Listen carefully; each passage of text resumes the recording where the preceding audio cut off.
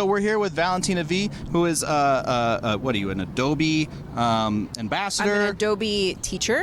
And also I'm a cinematographer and director out here in LA. Yeah, multi-hyphenate creator. As we all are. Yeah, but you've turned it into a career. I've turned it into a hobby. And so you actually had two lessons today, two sessions. What were those on? The first one was on how to edit quickly for social media using Premiere Pro, and the second one was just a basic beginner intro to Premiere Pro. In fact, at the beginning of the session, I said, if anyone here is not a beginner, take the next 30 seconds and I will not be offended, leave. Because that's the worst, when you like go to a session and you just sit there for an hour and you're like, I know all of this already. Right. So how many people left?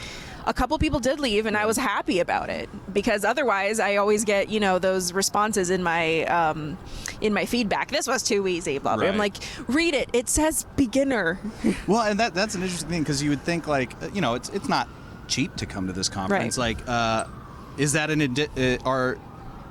just thinking about this now. Like, is that initial investment people trying to learn, or is it people trying to hit like the next step? Because you got Chris Doe there, who's who we just spoke to, talking about like starting a business. There's just a lot of information when you're signing up. I feel like you can think about it as online school versus going to a college campus to learn, right? You have a lot of the same information, but if you are someone who's not a self-guided learner, if you're someone who needs to be there with a teacher to ask questions, to have that feedback, to physically do the work, this is the place to be.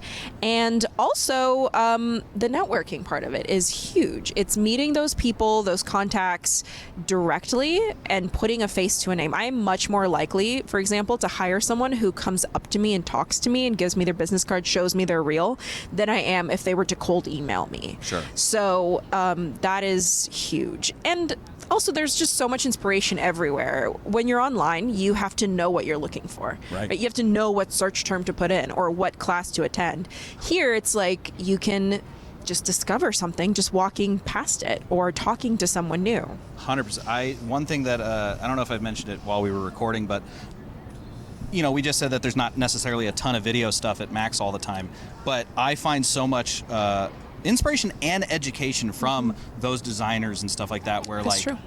It doesn't necessarily apply directly, but you always think of like, oh, that's kind of an interesting, especially with what am I thinking of? Just design stuff. You start thinking of like maybe composition. Right. It worms its way into your head. It's true. I learned a huge lesson a few years ago at Max. I attended a session by the creative director of Adobe, and he was talking all about what the job of a creative director is and how to talk khaki. So how to talk to the creatives and then translate that for the suits. Yeah.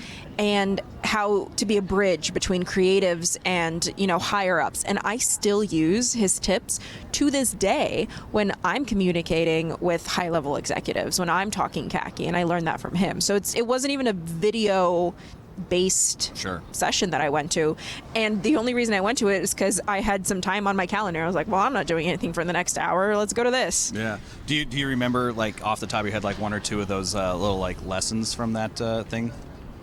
A lot of it was, number one, like, don't overwhelm them. So people who are professionals tend to put everything out there and like, oh, okay, in the sub menu and like da da da da. And a lot of these people, they don't even know that.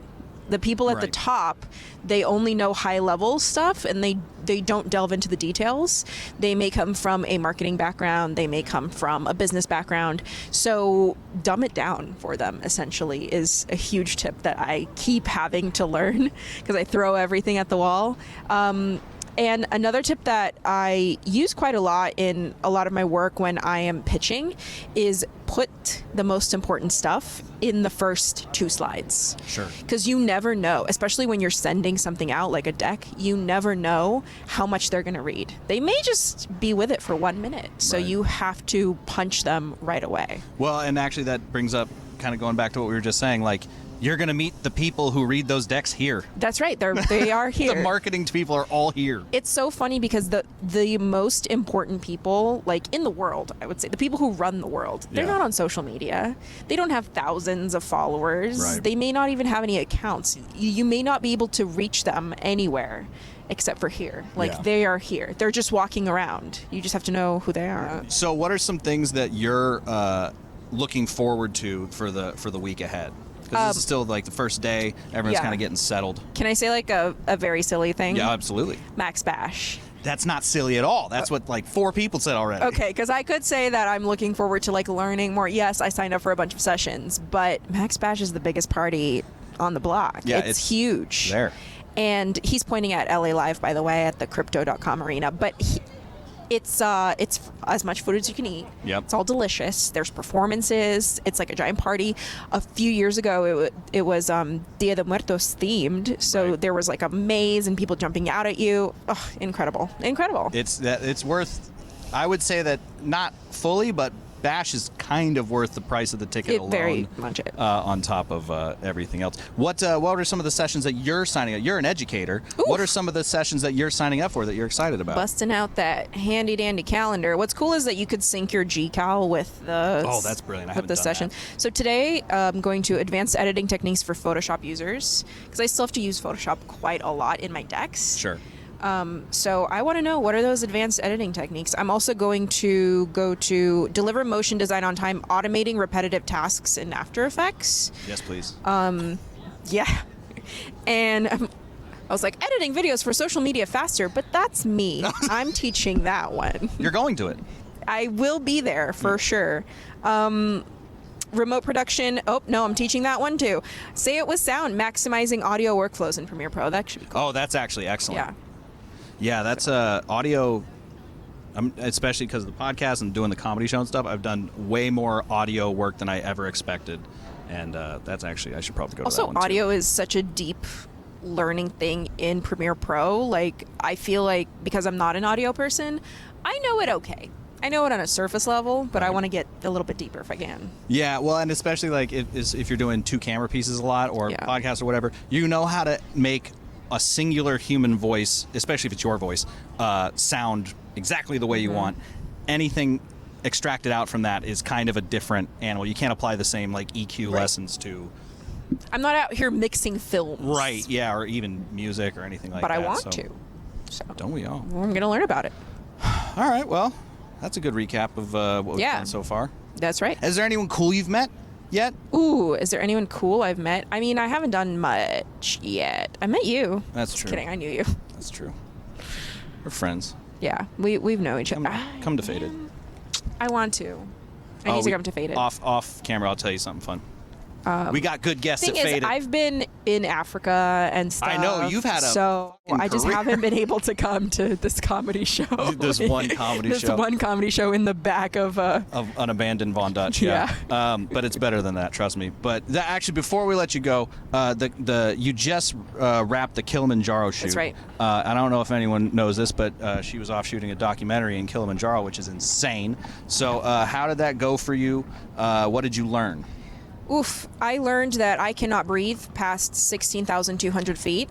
Breckenridge, Colorado. It was wild. No, my body shut down and I had to go down Which the is mountain. less cool. It was not fun. We partnered with Canon for that, so it was all... I'm camera agnostic, so I can shoot with any camera really, but it was a lot. It was a lot of fun to like customize the buttons and have everything exactly where I need it. The Canon cameras, Yeah. So that's and you what were on I learned. the 5C?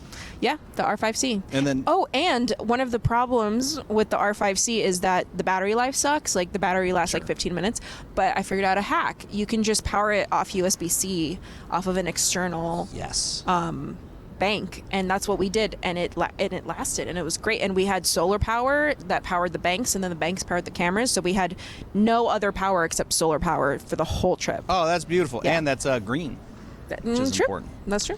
All right, well, thanks for chatting with me. Thank you. We'll see you around, and Thank you so back much. to you, me.